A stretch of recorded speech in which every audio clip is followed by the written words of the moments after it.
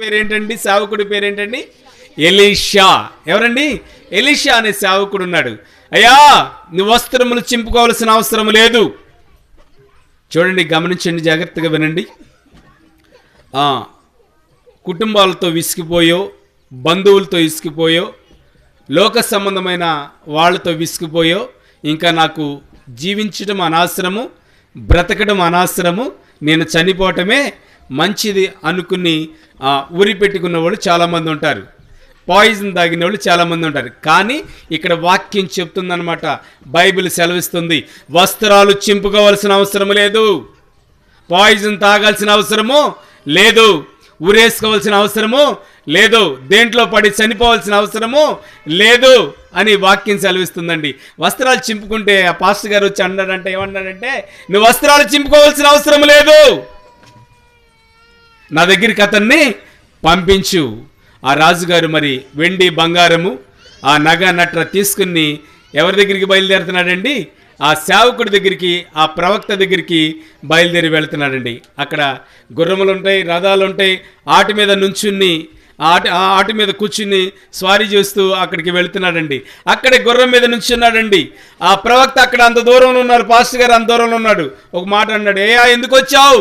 నాకయ్యా ఇదిగో ఏళ్ళు కుళ్ళిపోయినాయి, ఏళ్ళు పుచ్చిపోయినాయి. కుష్టి వ్యాధులు ఎలా ఉంటారండి? ఎలా ఉంటుంది? వాసన వస్తుందా రాదా వాళ్ళ దగ్గర? రసిగారుద్దా లేదా? ఎస్ ఆర్ నో, ఏదోటి చెప్పండి. వస్తుందా లేదా? వాసన వస్తుంది, కాళ్ళు వాసన వస్తుంది. అయితే అంత దూరంలో ఉంటే ఆ సేవకుడు అంత దూరంలో ఉండి ఏమన్నాడంటే, ఒకసారి యోర్దాను నదిలోనికి వెళ్ళి 7 సార్లు మునిగితే నీ దేహము పసిపిల్ల దేహంగా మారిద్ది అన్నాడు. గట్టిగా చెప్పండి. అయితే గమనించండి, మనకి స్వస్థత వస్తుందన్న కాడికి తొందరగా వెళ్ళాం. కానీ డాక్టర్ మనల్ని చూడకుండానే 1000 రూపాయలు 500 ఫీజు కట్టేస్తాం. ముందు మనం చూసాడు అసలు చూడకుండానే ముందు సీటీ కట్టేసి వెళ్తూ ఉంటాం అనమాట. ఎందుకంటే గమనించండి, మా దేశంలో నదులు లేవా? మా దేశంలో గొప్ప గొప్ప నదులు ఉన్నాయి, పరస్పర యాప్రటిస్ మంచి మంచి నదులు ఉన్నాయి, దాంట్లో మునిగి నేను శుద్ధిని కాలేనా? చూడండి, ఇతను ఈ రాజు ఎలాంటి వాడు చెప్తానండి, ఒకసారి వినండి. మహాపరాక్రమశాలి, కోపిష్టి, గర్విష్టి, అహంకారము అన్నీ ఉన్నాయి రాజుకి. కానీ రోగం బాగుపడాలనే ఆశతో అక్కడికి వచ్చాడండి. రోగం స్వస్థపడాలనే ఆశతో అక్కడికి వచ్చారండి. అందుకనే ఆయన చెప్పిన మాట నేను ఎందుకు వినాలి? ఆయన చెప్పిన మాట నేను ఎందుకు ఆలకించాలి? ఆయన చెప్పిన మాట నేను ఎందుకు అంగీకరించాలి అని అహంకారంతో నేను ఆ యోర్దాను నదిలో మునగను. మా దేశంలో గొప్ప గొప్ప నదులు ఉన్నాయి, మంచి మంచి నదులు ఉన్నాయి, రథాలు తిప్పండి, గుర్రాలు తిప్పండి అని చెప్పేసి వెనక్కి తిప్పి వెళ్ళిపోతున్నారండి. చూడండి, గమనించండి, ఈ మాట ఎందుకు గుర్తు చేస్తున్నానంటే, కోపము మనకి స్వస్థతనివ్వదు, అహంకారం మనకి స్వస్థత ఇవ్వదు.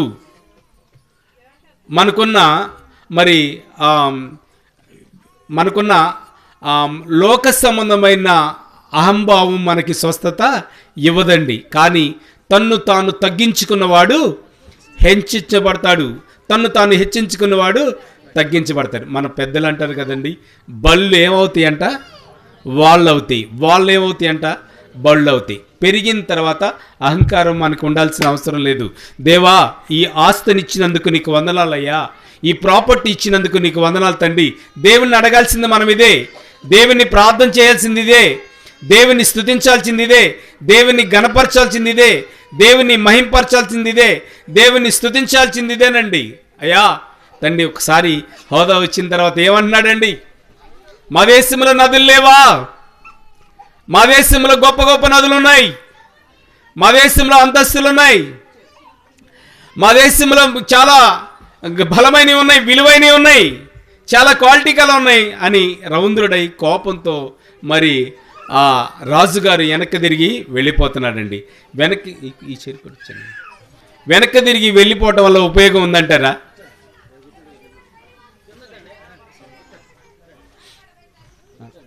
ఎదురుకొచ్చి హల్లెలూయా.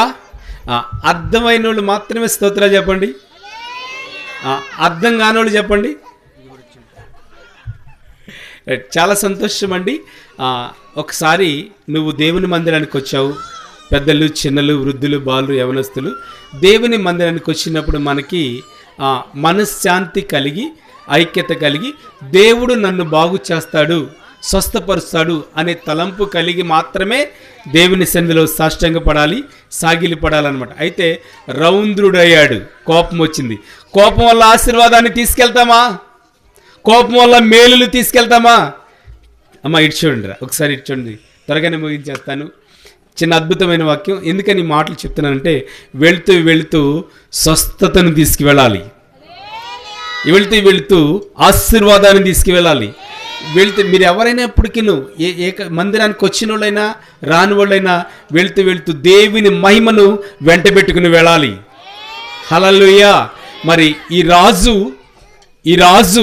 రౌంద్రుడై, కోపిష్టితో, అహంకారుడై గుర్రాలని, ఆ రథాలని వెనక్కి తిప్పి మా దేశంలోకి వెళ్తాను, ఆ మురికి నదిలో నేను మునగను అని వెనక్కి తిరిగి వెళ్ళిపోతున్నాడండి. చూడండి, గమనించండి, జాగ్రత్తగా వినండి. కుష్ఠరోగం బాగుపడిందా? కుష్ఠరోగం బాగుపడిందండి. కుష్ఠరోగం ఏమాత్రం బాగుపడలా. వెనక్కి తిరిగి వెళ్తుంటే, అయ్యా నీ కుష్ఠరోగం బాగుపడలేదు కదా, వెండేం అడగలేదు కదా, ఆయన బంగారం అడగలేదు కదా, నగా నట్ర ఏమీ అడగలేదు కదా. ఏమన్నాడు పాస్టర్ గారు? యోర్దాను నదిలో 7 సార్లు మునిగితే నీ దేహము పసిపిల్ల దేహంగా మారుద్ది, నీకు స్వస్థత వస్తుంది, ఆరోగ్యం వస్తుంది అని ఒక చిన్న మాట చెప్పాడండి. అంతేగాని ఆయనకి ఆస్తులు కావాలి, వెండి కావాలి, డబ్బు కావాలి, బంగారం కావాలని పాస్టర్ గారు ఏమీ కోరుకోలా. నదిలో మునగమన్నాడు. నదిలో మునిగితే నీవు బాగుపడతావని చెప్పాడండి. అయితే ఆ మాటకి అసలే కోపిష్టి ఒక విధాంతురాలండి పుల్లలు వేరుకుంటుంది. మధ్యలో ఈ వాక్యాన్ని జతపరిచాను. పుల్లలు వేరుకుంటుంటే మరి కొద్దిగా పిండి ఉంది, కొద్దిగా నూనె ఉంది, అది వేసుకుని తన బిడ్డ వేసుకుని అది తిని చనిపోదాం అనుకున్నారు. ఎందుకు చనిపోదాం అనుకున్నారు తెలుసండి? కరువు వచ్చింది ఆ దేశానికి, ఇంకా ఆహారం దొరకట్లేదు ఆ దేశంలో. ఎక్కడికి వెళ్ళి తెచ్చుకుందాం అవకాశం లేదు, ఆహారం ఇచ్చే వాళ్ళు ఎవరు కూడా లేరు. ఆ రాజు కూడా ఆహారం అయిపోయిందని చెప్పేశాడు. ఇంకా ఆ కొద్దిగా పిండి, ఆ కొద్దిగా నూనె తన బిడ్డ ఆమె వేసుకుని తిని ఎన్ని రోజులు బతుకుతారో అన్ని రోజులు ఉండి చనిపోదాం అనుకున్నారండి. ఈ లోపల సేవకుడు అక్కడికి వచ్చేసాడు. అమ్మా, ఆమె పుల్లలేరుకుంటుందంట అప్పము కాల్చుకోవడానికి. ఆ నూనె కాల్చుకుని అప్పం వేసుకుని తిందామని పుల్లలేరుకుంటుందంట. పుల్లలేరుకునే సమయంలో, అమ్మా నాకు ఆకలేస్తుంది, ఏమన్నా ఉంటే పెట్టమన్నాడండి. ఏమన్నా మీరంటే ఏం చేస్తారు? ఇస్తారా ఎవరా? ఏమా వృద్ధులు ఉన్నారు, మీరు ఇస్తారా ఎవరా? ఇచ్చేస్తుందంట మాల్చమమ్మ. రైట్, చాలా సంతోషం అండి. మీకు ఆదరణ కోసం ఈ వాక్యాన్ని చెప్తున్నానండి. చూడండి, అక్కడున్న సేవకుడు అడగంగానే ఆ మాటకి అప్పము తయారు చేసి ఆ నూనె వేసి అప్పం తయారు చేసి ఆ సేవకుడికి ఇచ్చేసిందండి. ఏంటి తన బిడ్డ పరిస్థితి? తన బిడ్డని ఎవరు వదులుకుంటారు? తన కొన్న కూతురిని, కన్న కొడుకుని ఎవరు వదులుకుంటారు? ఎవరు ఆకలితో పస్తులు పెడతారు? ఆహారం లేకుండా, పానీయం ఇవ్వకుండా, నీళ్ళు ఇవ్వకుండా ఎవరు అలాగ ఉంచుతారు? ఎవరు కూడా అలా ఉంచరండి. కానీ ఆ తల్లి ఆ దైవజనుడికి ఇచ్చింది. ఒకసారి దైవజనుడి ప్లేస్లో యేసయ్య ఉంది అక్కడ. గట్టిగా చెప్పండి హల్లెలూయా. ఒక్కసారి చెప్తానండి, మీకే ఆదరణకరమైన మాట అనమాట. ఆ అప్పం ఎప్పుడైతే తయారు చేసి ఇచ్చిందో నూనె వేసి, కానీ వెనక్కి తిరిగి చూసిందండి. కానీ ఆ దేశంలో ఉన్న ప్రజలు ఆకలితో అలమటించి చనిపోతున్నారండి, చాలామంది చనిపోతున్నారండి. కానీ వెనక్కి తిరిగి చూస్తే మళ్ళీ పిండి ఉంది, మళ్ళీ నూనె ఉందంట దాంట్లో. మళ్ళీ పిండి, మళ్ళీ నూనె అంటే ఒక అప్పం కోసం కాదండి. ఆ నూనె, ఆ పిండి 3.5 సంవత్సరాలు తిందంట. హల్లెలూయా. ఇంకా అది తరగలేదండి. 5 రొట్టెలు 2 చిన్న చేపలు. యేసు ప్రభు ప్రసంగిస్తున్నాడు, యేసు ప్రభు బోధిస్తున్నాడు. ఇలాగే అనేక మంది వచ్చారు, దేవుని వాక్యం వింటున్నారు, దేవుని మాటలు వింటున్నారు. 5 రొట్టెలు 2 చిన్న చేపలు. మరి శిష్యులు వచ్చి సిగ్నల్ ఇస్తున్నారంట, అయ్యా యేసయ్యా, ఇన్ని వేల మంది ఉన్నారు, ఇన్ని వందల మంది ఉన్నారు, ఇంతమంది ఉన్నారు, వీళ్ళకి టౌన్కి వెళ్ళి ఆహారం మనం ఎలా తీసుకొస్తాము? అది సాధ్యం కాదు, వీళ్ళని తొందరగా పంపించేయని దేవునికే సలహాలు చెప్తున్నాం. లేరంటారు అలాంటి వాళ్ళు? దేవునికి సలహాలు చెప్పాల్సిన అవసరము లేదండి. మరి మీ దగ్గర ఏముందన్నాడండి. కానీ 2 వచ్చి మా దగ్గర 5 రొట్టెలు ఏముందంట? 5 రొట్టెలు 2 చిన్న చేపలు. ఎంతమంది తింటారు మీలో? 5 రొట్టెలు 2 చిన్న చేపలు మనలో ఎంతమంది తింటారు? సుమారు చెప్పండి. ఒకళ్ళిద్దరు తినేస్తారు కదా. చూడండి, గమనించండి, ఎంతమంది తిన్నారంట? 5,000 మంది తిన్నారంట. అయితే గమనించండి, దేవుని వాక్యం సెలవిస్తుంది, పరిశుద్ధాత్మ దేవుడు మాట్లాడుతున్నాడు. అయితే ఆ పిండి చూడండి, 3.5 సంవత్సరాల కరువు కాలం అంతా ఆ భర్త లేని ఆ తల్లి తన బిడ్డ చక్కగా బ్రతికిందనమాట. ఎవరిని ఆహ్వానించింది హృదయంలోనికి? దేవుని ఆహ్వానించింది. దేవుడు నన్ను బాగుపరుస్తారు. అయితే విసిగిపోవాల్సిన అవసరం లేదండి. మీరు నాకు ఆళ్ళు చూడలేదు, వీళ్ళు చూడలేదు అనే అవసరం లేదండి. చూసేవాళ్ళు చూస్తూనే ఉంటారు. మీరు చేయాల్సిందల్లా ఏంటంటే దేవుని పాదాలు పట్టుకోవాల్సిందండి. దేవుని పాదాలు పట్టుకుని, అయ్యా నా కుటుంబ పరిస్థితి ఎలా ఉంది? మీరు మందిరానికి అప్పుడప్పుడు వచ్చినా ఎప్పుడు వచ్చినా మీ ఇంట్లో అయినా ప్రార్థన చేసుకోవచ్చు. ఏం కాదండి, పెద్దవారికి సెలవిస్తున్నాను, దేవుని మాటగా తెలియపరుస్తున్నాను అనమాట. అయ్యా, ఇదిగో నా కండిషన్ ఇలా ఉంది, సమృద్ధి దయచేయండి. నా కొడుకు విషయంలో ఎలా ఉంది, నా కూతురి విషయంలో ఎలా ఉంది, నా కుటుంబ సభ్యుల విషయంలో నేను అవకతవకలు ఎంచుకుంటున్నాను, ఎదురవుతుంది నాకు. అయ్యా, సరిగ్గా నాకు వసతులు లేవు అని ఒకసారి యేసయ్యా నా కొడుకు విషయంలో, నా కుమార్తె విషయంలో, నా బిడ్డల విషయంలో సహాయం చేయమంటే వృద్ధాప్యంలో ఉన్న మీకు దేవుడి సహాయం అందుద్దండి. హల్లెలూయా. భయపడాల్సిన అవసరం లేదండి. ఓ తల్లి రాగానే వచ్చిందయ్యా, నా కొడుకు పింఛని లాగేసుకుంటున్నాడు అంటే నాకు అప్పుడు బాధేసిందండి. రాగానే చెప్పిన మాట, అవసరం లేదమ్మా, ప్రార్థన చెయ్యి, నీ కొడుకు నీ దగ్గర పెన్షన్ తీసుకోడని చెప్పాను. హల్లెలూయా, హల్లెలూయా. ఎందుకు తీసుకోడంటే దేవుడు ఆయనకు కూడా సమృద్ధినిస్తాడు. దేవుడు అవసరం పెన్షన్ అవసరం లేదు కాబట్టి. చూడండి, గమనించండి, ఆదరణ కలగజేసేది దేవుడేనండి. అయితే ఈ లోకానుసారమైన వాటి కోసం పరిగెడితే నిమిత్ర మాత్రమే కొద్దిసేపే ఉంటాయి, కానీ శాశ్వత కాలం పోషించే ఒక ఆయన ఉన్నాడు. ఆయనే ప్రభువైన యేసుక్రీస్తు అన్నమాట.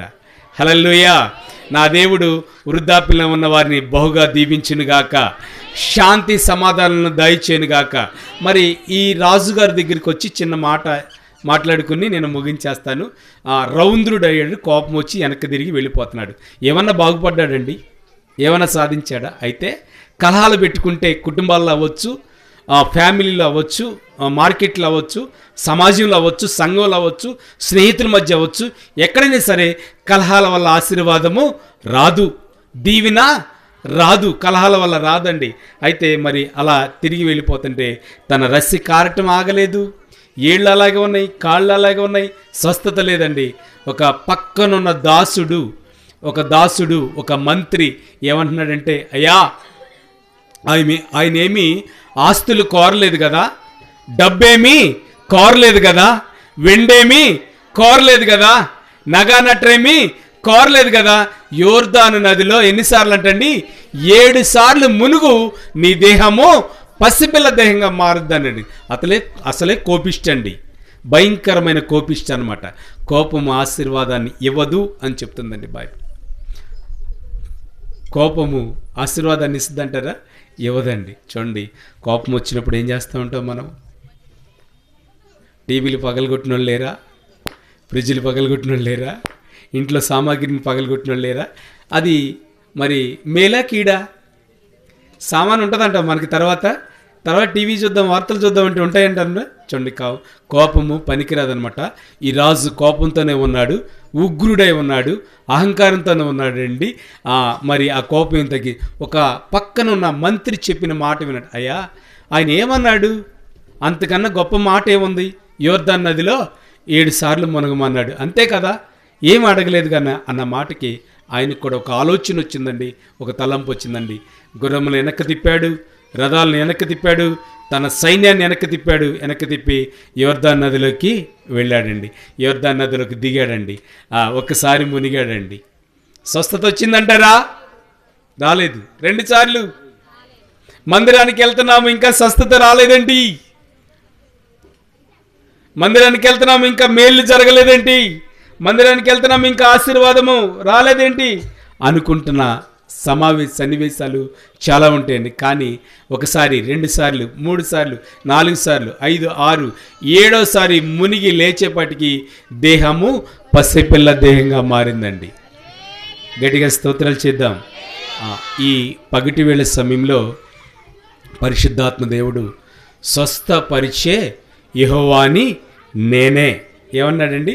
నువ్వెక్కడుండైనా ప్రార్థన చేయొచ్చు, స్వస్థపరిచే యెహోవాని నేనే. ఆయన గాయాల్లో స్వస్థత ఉంది. ఆయన ఈ భూలోకానికి ఎందుకు వచ్చాడో తెలుసండి? బాగుపరచడానికి వచ్చాడు.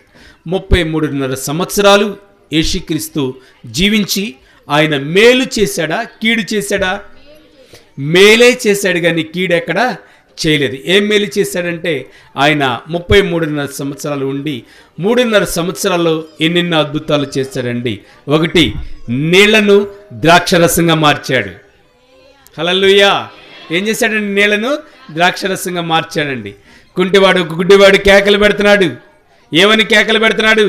దావీదు కుమారుడైనా యేసు నన్ను కరుణించు, నా కళ్ళు కనపట్లేదు, చెవులు వినబడుతున్నాయి, నోరైతే చక్కగా మాట్లాడుతున్నాడు, చేతులు కదిలిస్తున్నాడు, కాళ్ళు ఉన్నాయి, అన్నీ బాగానే ఉన్నాయి, కానీ ఏమి లేవండి, 2 కళ్ళు మాత్రమే లేదు. కానీ యేసు ఎవరు?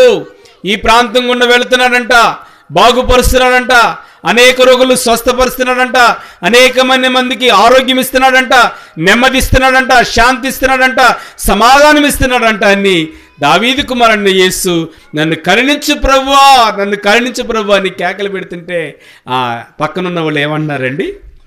ఊరుకో, ఏంటంటే ఎరి కేకలేస్తున్నావు? మన అన్ని ఆచారాల్లో ఒక మాట అంటే ఏంటంటే, దేవుడు వరం ఇచ్చినా దేవుడు ఇవ్వటానికి రెడీగా ఉన్నాడు. శిష్యులు ఏమన్నారు? ఏంటా ఎరికేకలు? ముసలోళ్ళు వస్తే ముసలి వాసన పడదండి, ఎడంగా ఉండి అంట. ఏదన్నా రోగిష్టోళ్ళు వస్తే పక్కనుండు, నువ్వే పరిశుద్ధురాలువా? యేసుక్రీస్తు అపోస్తులు 10:36 ఏముందండి?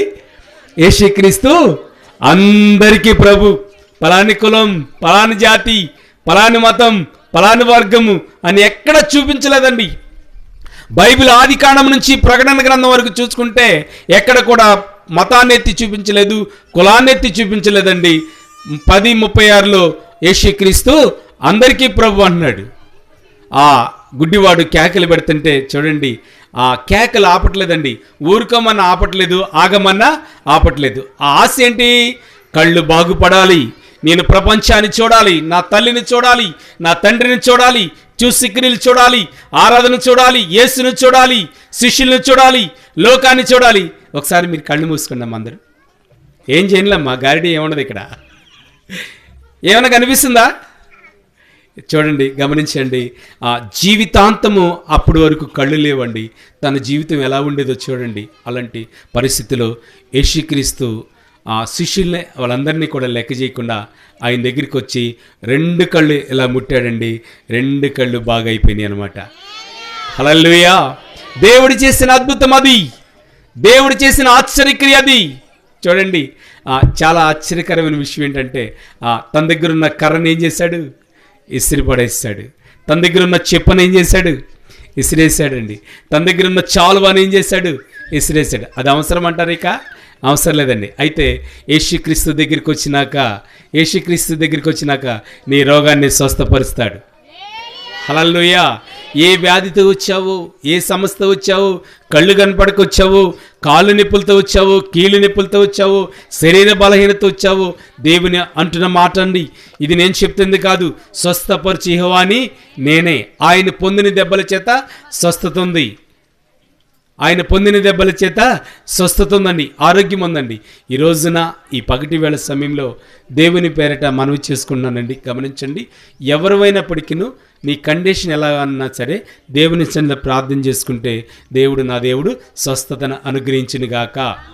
అలాగే ఒక స్వస్థతే కాదు, కుటుంబంలో భర్త విషయంలో కానీ, భార్య విషయంలో కానీ, పిల్లల విషయంలో కానీ ఐక్యత లేక, నెమ్మది లేక, శాంతి లేక, సమాధానం లేక ఎన్నో కుటుంబాలు ఉన్నాయి. నా దేవుడు ఆ కుటుంబాలకి ఈ పగటి వేళ సమయంలో నా దేవుడు సమాధానము అనుగ్రహించునుగాక. చూడండి, మరొకటి, ఎంత సంపాదించినా గొర్రెకి బెత్తడి తొక్కనట్లు మన సంపాదన అంతా చిల్లి సంచులు వేసినట్టు అయిపోతుంది. 1000 రూపాయలు తీసుకొస్తున్నాం, 2000 తీసుకొస్తున్నాం, 5000 తీసుకొస్తున్నాం, 300 తీసుకొస్తున్నాం, ఏమైపోతుందో తెలియదు. కుటుంబానికి ఉపయోగపడట్లేదు. హాస్పిటల్ పాలవుతుంది, అటు ఇటు వెళ్ళిపోతున్నాయి, అన్నిలు పాలవుతుంది, సొమ్మేమైపోతుందో తెలియని పరిస్థితి. ఈ రోజున దేవుని పాదాలు పట్టుకుని అడగగలిగితే, దేవుణ్ణి మొరపెట్టుకోగలిగితే దేవుడు మన కష్టార్జితాన్ని మనమే అనిపించేటట్టు చేస్తాడు దేవుడు. హల్లెలూయా. పర్లికి వెళ్ళిపోదండి, అది అనిలికి వెళ్ళిపోదండి, హాస్పిటల్కి వెళ్ళదండి. దేవుని సన్నిధిలో మన కష్టము మనమే అనుభవిస్తాం. అలాంటి పరిస్థితిలో అప్పుల చేత, ఇబ్బందుల చేత, అవస్థల చేత, హల్లెలూయా, అవస్థల చేత ఎన్నో కుటుంబాలు ఉన్నాయి. దయచేసి వినండి. నాన్న ఎవరు కూడా మాట్లాడమాకండి. నేను ఒక 20 నిమిషాలే మొదలుపెట్టింది, 2-3 నిమిషాల్లో ముగిస్తాను. దయతో గమనించండి. అందరికీ అర్థమవుతుందనన్న, దేవుడు స్వస్థపరచడానికి ఈ లోకానికి వచ్చాడండి. ఆయన బాగుపరచడానికి ఈ లోకానికి వచ్చాడు, ప్రేమించడానికి వచ్చాడు, శాంతినివ్వటానికి వచ్చాడు, సమాధానాన్ని ఇవ్వటానికి వచ్చాడు, కుటుంబాల్లో ప్రేమను పంచడానికి వచ్చాడు, కుటుంబాల్లో శాంతినివ్వటానికి వచ్చాడు, కుటుంబాల్లో సమాధానం ఇవ్వటానికి యేసుక్రీస్తు ఈ లోకానికి వచ్చాడు. ఎవరైనా సరే అడిగితే దేవుడు మన కుటుంబాన్ని, నా దేవుడు బాగుపరచునుగాక. నయమాన్ని స్వస్థపరిచిన దేవుడు ఇక్కడ ఎవరన్నా సమస్యలో ఉన్నట్లయితే నా దేవుడు స్వస్థపరచునుగాక. ఏ కుటుంబాలైనా ఐక్యత, నెమ్మది, శాంతి, సమాధానము లేని కుటుంబాలు ఉంటే నా దేవుడు శాంతి, సమాధానం, ఐక్యత అనుగ్రహించునుగాక. రైట్, చిన్న ప్రార్థన చేస్తాను, అలాగే తల్ల వంచండి, మీరు కదలకండి.